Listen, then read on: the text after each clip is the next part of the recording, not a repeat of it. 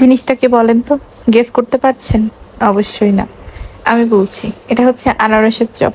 এবারের ইফতারে একবার হলেও ট্রাই করে দেখতে পারেন। আর এটার জন্য বেসনের সাথে স্বাদমতো লবণ, সামান্য হলুদ, মরিচের গুঁড়া, জিরার গুঁড়া, সাথে একটু গরম মসলার গুঁড়া দিয়ে আর অল্প অল্প পানি যোগ করে ব্যাটারটা ভালো মতো গুলে নিতে হবে।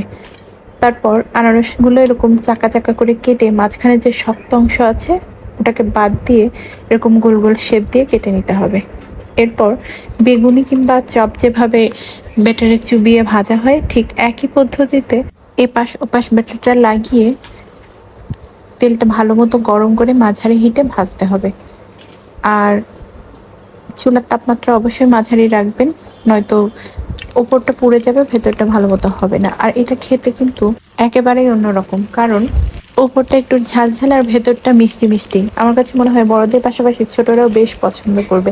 প্রতি বাইটে বাইটে ভেতর থেকে একটা জুসিনেস পাওয়া যাচ্ছিল আর ওপরটা ঝালঝাল। আমার কাছে তো খেতে বেশ ভালো লাগে এটা। আপনারাও কিন্তু চাইলে ট্রাই করে দেখতে পারেন, আশা করি ভালো লাগবে।